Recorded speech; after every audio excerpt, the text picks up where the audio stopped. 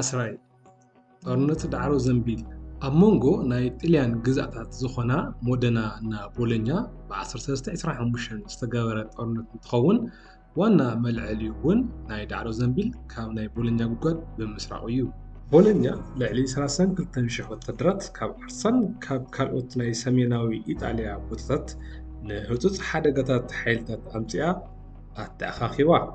ከምኡ እውን ርእሰ ሊቃነ ጳጳሳት ዮሃንስ መበል 22 ንላዕለዋይ ዳኛ ሞዴና መናፈቅ ኢሎ ብምእዋጅ ንሰራዊት እግረኛ ወታደራት መሪሖም ኣንጻር ሞዴና ከም ዝደየቡ ይንገር።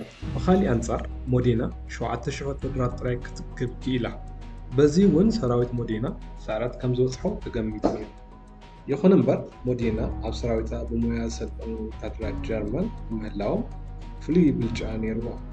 እዚ ድማ ብሰንኪ እቲ ሞዴናውያን ሓደ ጀርመናዊ ቅዱስ ሮማዊ ሓፀይ ዝድግፉ ህዝቢ ብምዃኖም እዩ። ሰራዊት ቦሎኛ ብቴክኒካዊ መዳይ ዝዓበየ እኳ እንተነበረ ሰራዊቶም ግን መብዛሕትኡ ግዜ ዘይሰልጠነ ምልሻ ዝሓቆፈ እዩ ነይሩ።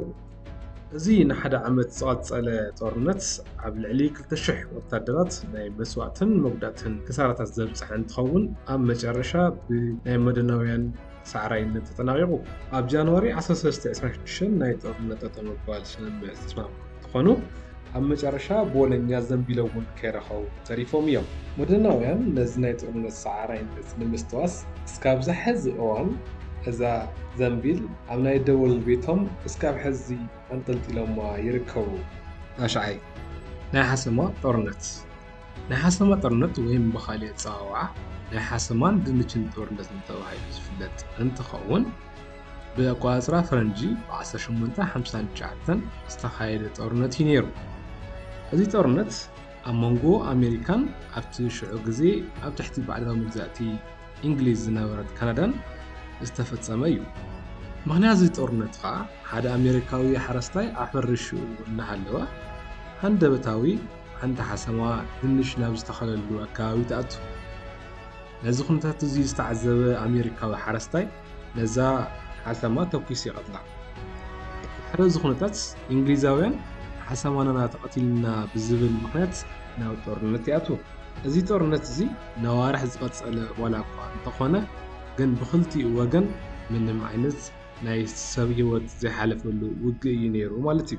ሻምናይ ጦርነት እዝኒ ጄንኪንስ ግዚኡ ብኣቆፃፅራ ፈረንጂ 1769 ዝጀመረ እንትኸውን እስካብ 1748 ኣቆፃፅራ ፈረንጂ ዝፀንሐ ጦርነት እዩ።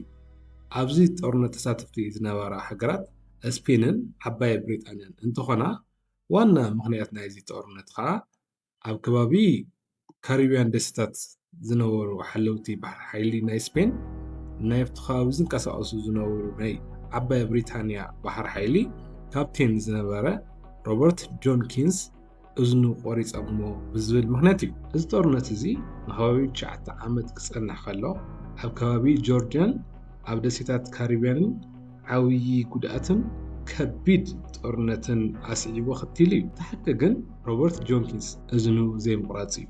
ሻውዓይ ናይ ኤሙ ኣዕዋፍ ጦርነት እዚ ጦርነት እዚ ኣብ መንጎ ደቂ ሰባትን ኤሙ ወይም እውን ሰጎን ኣዕዋፍ ዝተኻየደ እዩ። ግዚኡ ብ1932 ኣቆፃፅራ ፈረንጂ እንትኾን ኣብ ኣውስትራልያ ዝርከባ ሰጎን ብበዝሒ ተራቢሐን ነቲ ናይቲ ከባቢ ዘራእቲ ምብላዕን ምውዳምን ጅምራ። እዚ ዝተመልከቱ ሓረስቶት ኣብ ፈለማ ብዓርሶም ንክከላኸሉ ዋላ እኳ እንተፈተኑ ዝከኣል ግን ኣይነበረን። ድሕሪ እዚ መንግስቲ ኣውስትራልያ ብዓኖም መቕሪቦም መንግስቲ ኣውስትራልያ እውን ዝከኣለ ኩሉ ገይሩ ምዃኑ ምስ ኣበዮ ኣብ ልዕሊ እዘን ኣዕዋፍ ጦርነት ኣዊጁ። ኣብ ዝተገበረ ጦርነት እውን እዘን ኣዕዋፍ ከሽንፋ ክኢለን እዩ። ቁፅረን ምቕናስ ኣይተኸኣለን ነይሩ። ሻድሻይ ጦርነት ዝጠፍአ ከልቢ እዚ ጦርነት እዚ ኣብ መንጎ ግሪክን ቡልጋርያን ዝተፈጠረ እዩ። ምክንያት ናይዚ ጦርነት እውን ሓደ ወታደር ዝጠፍአ ከልቡ እናተኸታተለ ድንበር ኣቋሪፁ ናብ ቡልጋርያ ስለዝኣተወ ብወገን ቡልጋርያ ድማ ተኩሶም ስለዝቐትልዎ እዩ ነይሩ። ድሕሪ ምቕታል እዚ ወታደር ግሪክ ናብ ጦርነት ኣትዩ። ድሕሪ ከዓ ሊግ ኦፍ ኔሽን ጣል ክኣትው ኣቋሪፁ ግሪክ እውን ብጥፋእታ ካሳኻፍ ኢላ። ሓምሻይ ጦርነት ኩዕሶ እግሪ እዚ ጦርነት እዚ ኣብ መንጎ ኤልሳልቫዶር እና ሆንዱራስ ዝተኻየደ እዩ። ምክንያት ናይዚ ጦርነት እውን ጎንፂ ናይ ቦርደር ናይ ኢሚግሬሽን ጉዳያት እንትኾን ب1969 ኣብ መንጎ ኤልሳልቫዶርና ሆንዱራስ ዝተኻየደ ፀወታ ግጥም ኩዕሶ ዝነበረ ጎንፂ ንክጉህር ምክንያት ኮይኑዋ። እቲ ፀወታ ንከባቢ 100 ደቂቃ ዝፀንሐ እንትኾን ብናይ ኤልሳልቫዶር ሳዕራይነት ተጠናቂቑ። ድሕሪ እቲ ፀወታ ዞባ ዓመፅን ናይ ጦርነት ቅስቀሳን ኣብ ክልቲኡ ሃገር ተላዒሉ ብኣሽሓት ዝቑፀሩ እውን ግዳያት ኮይኖም። ራብዓይ ናይ ፓስትሪ ጦርነት። እዚ ጦርነት እዚ ኣብ መንጎ ሜክሲኮ እና ፈረንሳይ ዝተኻየደ እዩ።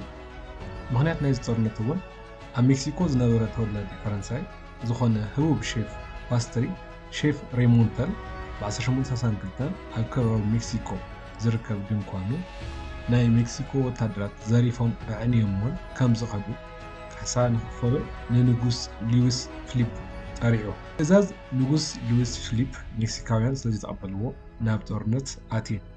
ድሓር ፈረንሳይ ንሜክሲኮ ወሪራ፣ ሜክሲኮ እውን 600,000 ፔሶ ካሕሳ ከፊላ። ሳልሳይ ናይ ቶሌድ ጦርነት። እዚ ጦርነት እዚ ኣብ መንጎ ሚቺጋን እና ኦሃዮ ብ1895 እስካብ 1896 ዝተኻየደ እዩ። ምክንያት ናይዚ ጦርነት እውን ናይ ቶሌዶ ገማግም ናይ ይግባእኒ ሕቶ ኣብ ዝተፈጠረ ዘይምርድዳእ እዩ። ድሕሪ እዚ ጦርነት ሚቺጋን ላዕለዋይ ገምገም ባሕሪ ብስምምዕነት ተዋሂባ። እዚ ጦርነት ንሓደ ዓመት ዋላ ተተኻየደ ዝሞተ ሰብ ግን የለን። ካልኣይ ናይ ደም ሸንኬሎ ጦርነት። እዚ ጦርነት እዚ ኣብ ኣሜሪካ ብ1870 ዝተኻየደ እዩ። ምክንያት ናይዚ ጦርነት እውን ሰባት ኣብ ዝሰትይሉ እዋን ዊስኪ ስለዝተደፍኦም ብኡ ብምንዳድ ዝተፈጠረ ጎንፂ እዩ። ብዙሓት ሰባት እንትሞቱ እዚ መስተ ዘቕርብ ዝነበረ ድንኳን እውን ናይ ደም ሸንኬሎ ዝብል ቅፅል ስም ተዋሂብዎ ነይሩ። ሓደ ቅድሚ ምዝራብና ነዚ ቻናልና ሓደሽቲ ዝኾንኩም ፍትዋትን ክቡራትን ተኸታተልትና ላይክ፣ ሼር፣ ሰብስክራይብ ምግባር ኣይረሳዕ። ናይ ኮድ ጦርነት። እዚ ጦርነት እዚ ኣብ መንጎ ኣይስላንድን ዩናይትድ ኪንግደምን ካብ 1958 ክሳብ 1996 ዝተኻየደ እዩ። ምክንያት ናይዚ ጦርነት እውን ኣብ ናይ ሰሜን ኣትላንቲክ ማያዊ ኣካል ዝፅምዱ ዝነበሩ እንግሊዛውያን ሓሳፅ መብቲ ኣብ ቦታና መፂኹም ኣይተፅምዱ ዝብል ጎንፂ ንምልዓሎም እዩ። ብዙሓት ዓሳ መፅመድቲ ሞይቶም ድሓር ናብ ስምምዕ ምስ ተበፅሐ ኣይስላንድ ናይ ዓሳ መስሒ ቦታ ኣስፊሓ፣ ዩናይትድ ኪንግደም እውን ሒዛቶ ዝነበረት ቦታ ኣንሳሒባ።